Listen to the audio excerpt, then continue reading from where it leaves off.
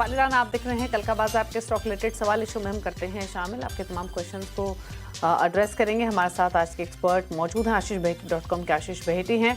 लेकिन पहले बताते हैं आपको तरीका शो में पार्टिसिपेट करने का, और उसके बाद स्ट्रैटेजीज और आपकी क्वेरीज पर करेंगे फोकस। आपके पास अगर कोई भी स्टॉक स्पेसिफिक सवाल है तो आप कल का बाजार में आ सकते हैं। व्हाट्सएप कीजिए 7045220000। फेसबुक ट्विटर पर जाएंगे, शो आप देख सकते हैं। #आस्क-आवाज लिखकर अपने सवाल आप हमें लिख भेजिए व्हाट्सएप पर। इसके अलावा आप इस शो को लाइव भी देख सकते हैं सोशल मीडिया प्लेटफॉर्म्स का। शो के दौरान भी हम कुछ क्वेरीज को पिक करते हैं सोशल मीडिया प्लेटफॉर्म से। आज मार्केट में क्या हुआ पहले वो लेकर आते हैं, उसके बाद स्ट्रैटेजीज पर करेंगे फोकस। निफ्टी वीकली एक्सपायरी के दिन बुल्स का जोश हाई रहा। बाजार लगातार दूसरे दिन बढ़त पर बंद हुआ। निफ्टी सेंसेक्स में करीब 1% तक की बढ़त रही। सेंसेक्स 610 पॉइंट चढ़ा तो निफ्टी 207 पॉइंट्स की तेजी के साथ दिन के ऊपरी स्तर पर बंद हुआ। मिड कैप स्मॉल कैप्स में भी मोमेंटम स्ट्रॉन्ग रहा। आज के कारोबार में सबसे ज्यादा मोमेंटम कहीं था तो वो तो मेटल पॉकेट थी। सबसे ज्यादा बढ़ने वाला इंडेक्स था निफ्टी मेटल, जहां पर जोरदार मोमेंटम रहा आज के कारोबार में। इसके अलावा oil and gas, energy stocks में भी खरीदारी थी। पीएससी फार्मा, इंफ्रा स्टॉक्स में बढ़त पर बंद हुए। आईटी रियल्टी स्टॉक्स में दबाव देखने को मिला। संस्थागत निवेशकों ने क्या किया है? एफआईज ने बिकवाली ही की है 2377 करोड़ की, वहीं डीआईएस ने खरीदारी की है 1617 करोड़ की। अब कल क्या करना है उस पर करते हैं बातचीत। आशीष नमस्कार, बताइए पहले तो कल के लिए आउटलुक क्या है? इंडेक्स पर कोई ट्रेड रेकमेंड करेंगे या स्टॉक स्पेसिफिक रहें? Good evening Deepali ma'am. जी, निफ्टी और बैंक निफ्टी दोनों में एक ट्रेड सजेस्ट करेंगे और हमें लग रहा है कि यहाँ से अब थोड़ा सा तेजी की तरफ ट्रेड लिया जा सकता है। 22,400 का स्टॉप लॉस लगा के निफ्टी में लॉन्ग जाने की सलाह है। कोई डिप में अगर लॉन्ग जाते हैं तो ज्यादा रिस्क रिवॉर्ड फेवरेबल हो जाता है। ऊपर में हमें लगता है 22,750 से एक रेजिस्टेंस एरिया बनेगा और वहां पे प्रॉफिट बुक जरूर करना चाहिए। बैंक निफ्टी में भी 48,400 का स्टॉप लॉस लगाना है, वहां पे भी खरीदारी की सलाह रहेगी। लेकिन कोई डिप आता है तो ज्यादा फेवरेबल हो जाता है पोजीशन, तो 49,000 एंड 49,300 तक के टारगेट के लिए बैंक निफ्टी में भी लॉन्ग जाया जा सकता है। ओके, स्टॉक स्पेसिफिक क्या रहेगी आपकी स्ट्रैटेजी? जी, दो स्टॉक्स में लॉन्ग जाने की सलाह रहेगी। पहला है एक्सिस बैंक। सेटअप अच्छा बना हुआ है, आज एक क्लीन ब्रेकआउट दिया स्टॉक ने और रिलेटिव स्ट्रेंथ इसमें ज्यादा अच्छी बनी हुई है, तो 1010 का स्टॉप लॉस लगाकर यहाँ खरीदारी की सलाह है 1060 तक के टारगेट्स के लिए। दूसरा जो स्टॉक हमें अच्छा लग रहा है वो गॉडरेज सीपी। ये एक रिवर्सल कैंडिडेट है। यहाँ पे हमको लग रहा है कि शॉर्ट कवरिंग टूल पकड़ सकती है और यहाँ से एफएमसीजी में थोड़ा सा बाइंग इंटरेस्ट बना हुआ रह सकता है, तो यहाँ पे भी खरीदारी की सलाह है। 1010 का स्टॉप लॉस लगाना है यहाँ पे और 1060 तक के टारगेट के लिए इसमें भी खरीदारी की सलाह है। ओके, चलिए अब सवाल जवाब के सिलसिले को शुरू करते हैं और बात करते हैं व्यूअर्स से। और पहले व्यूअर हमारे साथ सवाल पूछने के लिए पृथ्वी वाराणसी से कनेक्टेड है। पृथ्वी नमस्कार, बताइए क्या सवाल है आपका? नमस्ते मैम, मेरा दो सवाल है। एक IRB इंफ्रा है, 1000 ओके शेयर है 65 पे, और union okay bank of India है 500 शेयर है 155 पे। ओके, ठीक है, तो पूछ लेते हैं क्या सलाह रहेगी आईआरबी इंफ्रा पर इनका। पहले तो आईआरबी इंफ्रा पर ही राय दीजिए। 65 रुपए की इनकी बाइंग है, 45 के आसपास बंद हुआ आज के कारोबार में, तो 20 रुपए नीचे इनकी खरीदारी की प्राइस से। क्या सजेशन रहेगा आशीष? जी देखिए, स्टॉक में प्रेशर बना हुआ है और हमने देखा कि 72 से जब ये स्टॉक स्लाइड होना चालू हुआ था तो वन वे इसमें एक फॉल देखा हमने और स्टॉक नीचे 41 तक का जोन दिखा दिया है। अब थोड़ी सी शॉर्ट कवरिंग, थोड़ी सी बाइंग इंटरेस्ट देखने मिल रही है और जहाँ पे एक सपोर्ट जोन बना था 41 का, वहीं से स्टॉक ने बाउंस दिया है। यहाँ पे होल्ड करने की सलाह रहेगी, लेकिन एक स्टॉप लॉस जरूर मेंटेन करें 41 का। अगर उसके नीचे जाता है तो हमने देखा इंफ्रा कंपनीज में थोड़ा सा प्रेशर और बढ़ सकता है। ऊपर में हमें लगता है शॉर्ट टर्म में 50 और 54 तक के टारगेट्स देखने मिल सकते हैं। ओके, चलिए, तो ये बात रही आईआरबी इंफ्रा पर 45 के आसपास फिलहाल बंद हुआ आज के कारोबार में। कुछ और सवालों को भी ले लेते हैं और अगले व्यूअर से करते हैं बातचीत जो हमारे साथ मौजूद हैं सवाल पूछने के लिए। अब हमारे साथ है इनफैक्ट यूनियन बैंक पर क्या सलाह रहेगी आपकी? यूनियन बैंक पर भी इनका सवाल था, 155 की बाइंग है इसमें इनकी। जी देखिए, यहाँ होल्ड करने की सलाह हमें लग रहा है कि पीएसयू बैंक्स में भी एक मोमेंटम यहाँ से पकड़ता हुआ देखने मिल सकता है और स्टॉक में काफी गिरावट देखने मिली थी पिछले दो फ्राइडे को और मतलब 4 तारीख को और 5 तारीख को एक अच्छा ट्रेडिंग सेशन रहा। आज थोड़ा सा पॉज जरूर था, बट हमें लग रहा है इसमें 123 का ब्रेकआउट अगर आता है तो 135 तक का भी जोन देखने मिल सकता है। तो होल्ड करें इस पोजीशन को। जो इन्हें स्टॉप लॉस मेंटेन करना चाहिए वो 110 का एक एसएल मेंटेन करे और 123 पे एक बार चार्ट रिव्यू वापस करवाएं। ओके, बात करते हैं अब आबिद से, मुंबई से हमारे साथ कनेक्टेड है। आबिद नमस्कार, पूछिए सवाल। गुड इवनिंग मैम, मैं आबिद अख्तर मुंबई से। नेटको फार्मा के मेरे 795 रुपीज़ के बाय है 250 क्वांटिटी। अभी तो मैं प्रॉफिट ओके। में ही हूँ मैडम। ये मुझे थोड़ा 2 महीने के लिए अगर होल्ड करना है तो मैं टारगेट कहाँ तक देखूँ, ये पूछना था। सेकेंड एक IEX का था, ये मेरा 2 साल पहले का बायर है, 229 के अमाउंट पे 90 क्वांटिटी। अभी फिलहाल लॉस चल रहा है तो इसको कितना होल्ड करूँ, मतलब कब तक ये पॉजिटिव हो पाएगा क्या ये? ओके। नेटको फार्मा और आईईएक्स पर राय है। नेटको फार्मा में तो ये मुनाफे में है, लेकिन आईईएक्स में इनको नुकसान हो रहा है। 163 पर बंद हुआ आईईएक्स। क्या सजेशन रहेगा दोनों होल्डिंग्स में? जी देखिए, होल्ड करने की सलाह है। नैटको फार्मा में एक अच्छा स्टॉक रहा है और अभी नंबर्स के बाद जरूर इसमें प्रेशर बना 13 फेब एंड 14 फेब को, जहाँ पे हमने देखा वन वे सेलिंग थी। बट अदरवाइज उसको वो 2 ट्रेडिंग सेशन छोड़ के अगर आप पिछले 1 साल का भी ट्रेडिंग सेशन देखेंगे तो इसमें एक लेटेस्ट स्ट्रेंथ कंटिन्यूसली बनी हुई है और यहाँ पे होल्ड करने की सलाह रहेगी। जो इन्हें स्टॉप लॉस मेंटेन करना चाहिए वो 750, जो अभी रिसेंट स्विंग लो है वहाँ का ही एक एसएल मेंटेन करे। ऊपर में हमें लगता है नेटको फार्मा में वापस इन्हें 1000 प्लस के टारगेट्स देखने मिल सकते हैं। वहीं आईएक्स की बात करूं तो आईएक्स में थोड़ा सा कॉशियस रहने की सलाह है।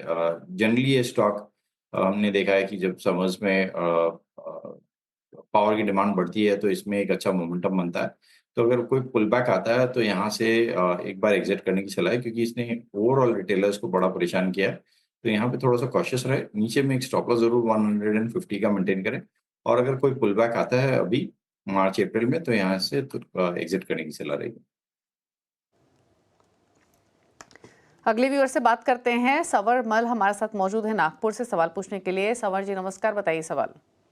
नमस्कार मैम, मेरे पास SBI लाइफ के 167 शेयर है 1679 के, तो 1 साल का व्यू है, मुझे क्या करना चाहिए मैम, उसका क्या टारगेट रहेगा?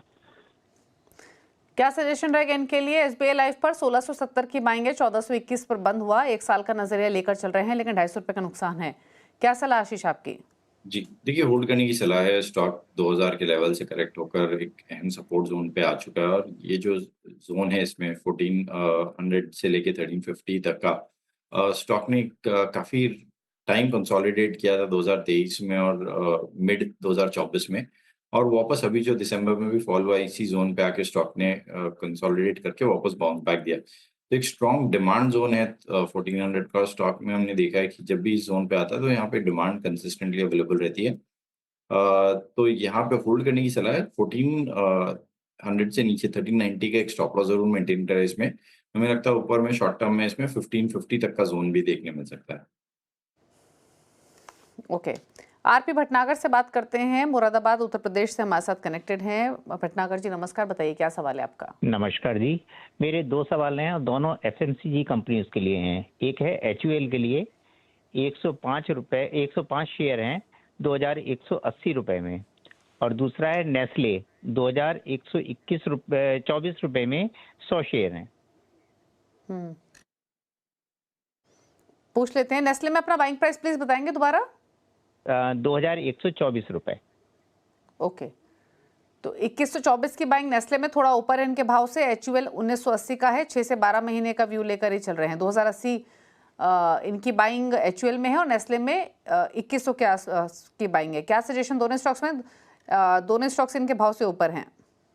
जी, दोनों में होल्ड करने की सलाह रहेगी। देखिए, एक अच्छा मोमेंटम इनमें बना था आफ्टर बजट और एक कंजम्पशन स्टोरी प्ले हो रही थी, लेकिन उसके बाद जब एफआईज की सेलिंग इंटेंस हुई तो दोनों एफआईज के हाई होल्डिंग वाले स्टॉक्स है। तो यहाँ पे हमने देखा बिकवाली काफी ज्यादा हुई एफआईज के थ्रू। अब हमें लग रहा है कि यहाँ पे थोड़ा सा जैसे एफआईज की सेलिंग में पॉज हो रही है तो यहाँ पे एक पुल बैक स्ट्रॉन्ग देखने मिल रहा है।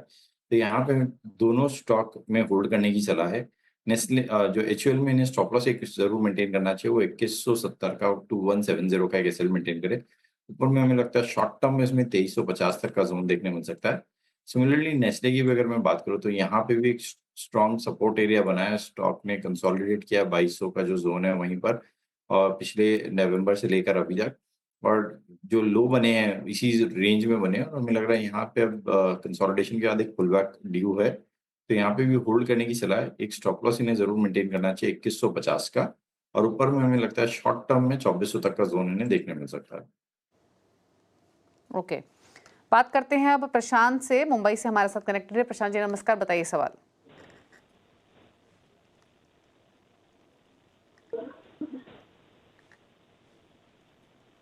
हेलो। चलिए सवाल ले लेते हैं टीटागेट। हाँ, आपको आवाज आ रही है प्रशांत जी? हाँ जी, आवाज आ रही है, आवाज आ रही है। ओके, बताइए। मैम, मेरे पास में शेयर्स है HCL के, 12 शेयर्स है 3544 के रेट पे। ओके, तो ठीक है। उसको क्या होल्ड करना है या कैसा क्या करना है मैडम उसको? तो आपके पास कितनी क्वांटिटी है? 12 शेयर्स है मैडम, 12। 12 शेयर्स हैं। और आपका होराइजन क्या है? मैडम वो लॉन्ग टर्म के लिए है एक्चुअली। ओके, तो लॉन्ग टर्म का व्यू है इनका हिंदुस्तान एरोनॉटिक्स में, और 3417 के आसपास बंद हुआ है ये स्टॉक फिलहाल। क्या सलाह रहेगी इस पोजीशन में? डेज लो पर बंद हुआ, लेकिन एक रिन्यूड बाइंग इंटरेस्ट हमने रिसेंट करेक्शन के बाद डिफेंस स्टॉक्स में आते हुए देखा है। आशीष, क्या सलाह? जी, होल्ड करने की सलाह है। जैसे आपने भी बताया कि एक वापस बाइंग इंटरेस्ट इमर्ज हुआ है, और जिस हिसाब से नेट यूरोपियन यूनियन ने 2-3 दिन पहले कुछ प्रेस कॉन्फ्रेंसेस किए हैं, और जो उनकी वापस बाइंग इंटरेस्ट बन रही है डिफेंस को रीआर्म करने के लिए यू को, हमें लग रहा है यहाँ से एक मोमेंटम सारे डिफेंस स्टॉक्स में देखने मिल सकता है। तो होल्ड करें इस पोजीशन को। जो इन्हें एक स्टॉप लॉस मेंटेन करना चाहिए वो 3250 का एसएल मेंटेन करें। शॉर्ट टर्म में हमें लगता है इसमें 3800 तक का जोन इन्हें देखने मिल सकता है। ओके, बात करते हैं हम अमोल से, थाने से हमारे साथ कनेक्टेड है। अमोल नमस्कार, पूछिए सवाल। नमस्कार जी। अच्छा, मेरे पास वर्लपूल है, मैंने जून में खरीदे थे 90 क्वांटिटी एट अराउंड 1830 रुपीज। अब it is more than 50% down. तो और मेरा ऐसा कोई शॉर्ट टर्म होराइजन नहीं था, लॉन्ग टर्म ही था, but looking at its position now तो थोड़ी फिक्र हो रही है। तो व्हाट इज क्या मैं इसके बारे में होल्ड कर सकता हूँ? कब तक रिवर्सल हो सकता है? ओके, पूछ लेते हैं। क्या सलाह रहेगी वर्लपूल पर? 1800 काफी ऊपर की बाइंग है इनकी, होल्ड भी कर रहे हैं 10 महीने से। नहीं, पिछले 3-4 महीने में तो बाजार ही इतना हल्का हो गया हुआ है ऊपरी लेवल से, special mid cap small cap, इसीलिए इनके लॉसेस ज्यादा है। क्या सजेशन? जी, देखिए यहाँ कॉशियस रहने की ज़रूरत है। दिसंबर 2023 में अगर आप इसकी शेयर होल्डिंग देखेंगे तो 75% प्रोमोटर के पास थी, और अब घट के 51% हो चुकी है। और आगे भी प्रोमोटर ने बोला है कि वो स्लोली एंड स्टेडली थोड़ा सा और एग्जिट करने की रूट में रहेंगे या डाइल्यूट करेंगे। तो यहाँ पे इसके कारण प्रेशर बना हुआ है, क्योंकि अगर प्रोमोटर एग्जिट हो रहा है तो एक स्टॉक के लिए ऑटोमेटिकली नेगेटिव हो जाता है। और सिंस मार्केट सेंटिमेंट्स भी लो थे तो इसमें और ज़्यादा हमने देखा है कि बीटिंग देखने मिली है। तो यहाँ पे थोड़ा-सा कॉशियस रहे इस स्टॉक में। ऊपर के लेवल देना मुश्किल है, लेकिन नीचे में एक 900 का स्टॉप लॉस ज़रूर मेंटेन करें। ओके, गिरीश सिंह है अगले व्यूअर हमारे साथ इंदौर से। गिरीश नमस्कार, पूछिए सवाल। नमस्कार। हेलो। मेरे पास IRCTC 4000 शेयर्स है 803 पे, 803 पे। जियो फाइनेंस है मेरे पास 7500 250 पे। ठीक और है। एक आखिरी शेयर मेरा एक ओला इलेक्ट्रिक है मेरे पास 21,000 शेयर्स 64 पे। 21,064 की बाइंग है। जियो फाइनेंशियल में 250 की बाइंग है। IRCTC 803। सब लॉन्ग टर्म है आपके? सब लॉन्ग टर्म है, मुझे कोई ये नहीं है जल्दबाजी निकलने की। सब मैंने अभी मार्केट गिरने पे सब शेयर्स मैंने ऐड ऑन किए हुए हैं, और कोई लॉन्ग टर्म होराइजन है तो मैं कितना भी टाइम भी होल्ड कर सकता हूँ, और मुझे एग्जिट भी नहीं करना इन सबसे। ओके, तो क्वांटिटी बड़ी बड़ी है तीनों स्टॉक्स में। बताइए क्या सलाह रहेगी लंबी अवधि के लिए? जियो फाइनेंशियल के लिए एक डिस्क्लोजर दे देते। जियो फाइनेंशियल और CNBC आवाज यानी नेटवर्क 18 दोनों के पेरेंट्स सेम है, रिलायंस इंडस्ट्रीज। अब बताइए आशीष, तीनों पर आपकी सलाह। जी, देखिए IRCTC का चार्ट सेटअप अब यहाँ पे हमें लग रहा है कि एक रिवर्सल शायद यहाँ से ड्यू है, या एक पुल बैक देखने मिल सकता है। परसों के सेशन में भी हमने देखा एक अच्छा मोमेंटम था, आज एक हल्का पॉज डे था। तो शॉर्ट कवरिंग मूव यहाँ से हम एंटिसिपेट कर रहे हैं, और शॉर्ट टर्म में इसमें 770 तक का भी जोन देखने मिल सकता है, क्योंकि काफ़ी मैसिव इसमें वन वे सेलिंग हमने देखी है। तो यहाँ पे शॉर्ट कवरिंग में 770 तक का भी मूव आ सकता है। सिंस इनका व्यू लॉन्ग टर्म का है, तो लेकिन फिर भी इन्हें एक 650 का स्टॉप लॉस ज़रूर मेंटेन करना चाहिए स्टॉक में। वहीं मैं अगर ओला इलेक्ट्रिक की बात करूँ तो देखिए यहाँ प्रेशर बना हुआ है, और स्टॉक IPO के बाद एक बार वन वे अप मूव दिखाया था, और वहाँ से हमने देखा है कंटिन्यूअसली कोई भी पुल बैक आ रहा है तो वहाँ पे सेलिंग देखने मिल रही है। यहाँ पे हमारी सलाह रहेगी कि थोड़ा सा कॉशियस रहे। अगर कोई पुल बैक मिलता है तो बेटर रहेगा कि दूसरे टू व्हीलर कंपनीज में भी डाइवर्सिफाई कर सकते हैं, उनमें आधी होल्डिंग बेचकर दूसरे में जा सकते हैं, सो दैट एक कंपनी में इनका एक्सपोजर इतना ज़्यादा नहीं रहे। तीसरा जो इन्होंने बताया जियो फाइनेंस, पहला डिस्क्लेमर ये है कि ये हमारी ट्रेडिंग पोजीशन, मेरी पर्सनल ट्रेडिंग पोजीशन में है ये स्टॉक।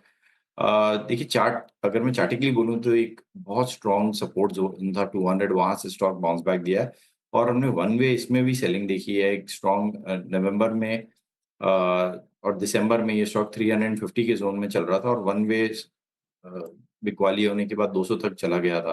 तो हमें लग रहा है कि यहाँ पे भी एक पुल बैक देखने मिल सकता है और स्टॉक शायद शॉर्ट टर्म में 242 तक देखने मिल सकता है। अगेन एक डिस्क्लेमर, ये हमारी अभी करंट ट्रेडिंग पोजीशन में है स्टॉक। ओके, बात करते हैं अगले व्यूअर्स से और हमारे साथ सवाल पूछने के लिए मनदीप कुरुक्षेत्र से मौजूद हैं। मनदीप जी नमस्कार, बताइए सवाल।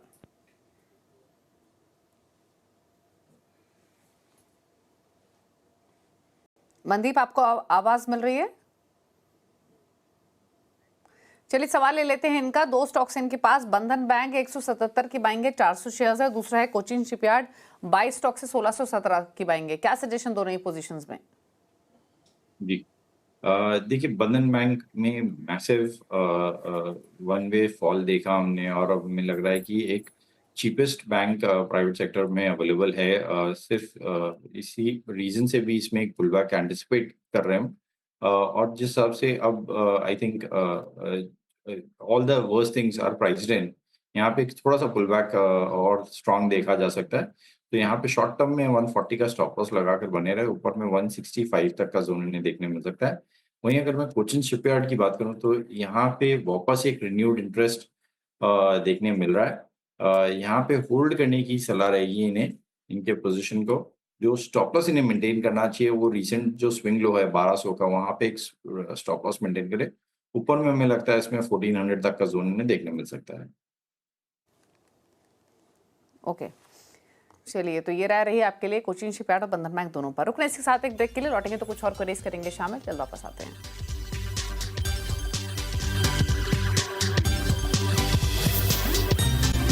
ब्रेक के बाद आपका स्वागत है। आप देख रहे हैं कल का बाजार और फटाफट से कुछ सवाल सोशल मीडिया से पिक कर लेते हैं। पहले चलते हैं ट्विटर की तरफ। काफ़ी सारे क्वेश्चंस हमें मिल रहे हैं सोशल मीडिया प्लेटफॉर्म्स पर और एक सवाल हमें भेजा है, ट्विटर से पिक करते हैं पहले।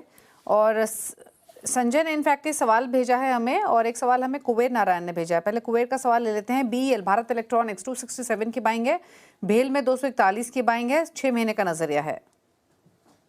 जी, देखिए होल्ड करने की सलाह रहेगी। डिफेंस स्टॉक्स में एक अच्छा मोमेंटम वापस 3-4 दिनों ट्रेडिंग सेशन से देखने मिल रहा है और हमें लग रहा है ये पुल बैक अब यहाँ से और स्ट्रांग होता हुआ देखने मिल सकता है। तो होल्ड करें। जो स्टॉप लॉस इन्हें मेंटेन करना चाहिए वो 260 का कैसे मेंटेन करे। शॉर्ट टर्म में इन्हें 290 और 300 प्लस तक के टारगेट्स देखने मिल सकते हैं। अनिल कुमार ने एक सवाल भेजा है एबीबी पर। इनके पास 80 शेयर्स हैं, 6700 की इनकी बाइंग है, व्यू इनका लॉन्ग टर्म है। जी, यहाँ पे भी हमने देखा है कि वन वे प्रॉफिट टेकिंग देखने मिली स्पेसिफिकली कैपिटल गुड स्टॉक्स में। और जिस हिसाब से 2024 इनके लिए बहुत अच्छा ईयर रहा था, 2025 और लेट 2024 में काफी इंटेंस प्रॉफिट टेकिंग रही है।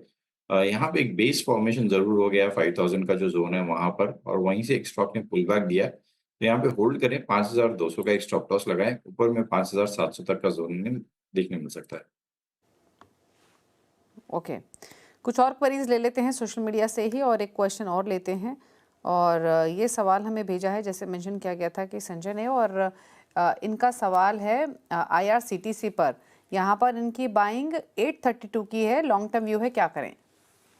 जी, IRCTC में होल्ड करने की सलाह है। यहाँ पे हमें लग रहा है कि एक पुल बैक देखने मिल सकता है। जो स्टॉप लॉस इन्हें मेंटेन करना चाहिए वो जो अभी रिसेंट स्विंग लो था वहाँ का मेंटेन करे 650 के करीब का, और ऊपर में शॉर्ट टर्म में 770 तक का जोन में देखने मिल सकता है। ओके, एक सवाल और ले लेते हैं। भुवन एक सवाल भेज रहे हैं फाइन ऑर्गेनिक्स पर। इन्होंने प्राइस तो मेंशन नहीं किया है किस पर खरीदा इन्होंने, पर व्यू इनका लॉन्ग टर्म है, क्या सजेशन? देखिए, जो छोटे केमिकल स्टॉक्स हैं उनमें काफ़ी प्रेशर बना हुआ है और यहाँ पे भी हम देख रहे हैं फाइन ऑर्गेनिक में भी प्रॉफिट टेकिंग काफ़ी इंटेंस है। तो यहाँ पे थोड़ा सा कॉशियस रहने की सलाह रहेगी। अगर कोई पुल बैक मिलता है और उनके प्राइस के आसपास में मिलता है तो वहाँ पे एग्जिट करने की सलाह है। एक सवाल और ले लेते हैं। विनाश एक सवाल भेज रहे हैं, सुमितोमो केमिकल पर 520 की बाइंग है, व्यू लॉन्ग टर्म है, क्या करें? अ, देखिए यहाँ पे भले ही ये मिड कैप केमिकल स्टॉक है लेकिन यहाँ पे रिलेटिव स्ट्रेंथ काफ़ी अच्छी बनी हुई है। सुमितोमो केमिकल, सुदर्शन केमिकल, ये कुछ स्टॉक्स है जो केमिकल स्टॉक सेक्टर में भी एक अच्छा मोमेंटम दिखा रहे हैं। तो यहाँ पे होल्ड करने की सलाह रहेगी। जो इन्हें स्टॉप लॉस मेंटेन करना चाहिए वो 470 का एक एसएल मेंटेन करे। ऊपर में हमें लगता है शॉर्ट टर्म में 540 तक का जोन इन्हें देखने मिल सकता है। ठीक है, कुछ और क्वेश्चंस ले लेते हैं और अब फेसबुक की तरफ रुख कर लेते हैं, वहाँ से करते हैं क्वेश्चंस को पिक। वरुण एक सवाल भेज रहे हैं, जेन टेक्नोलॉजीज 1240 की बाइंग है, क्या करें?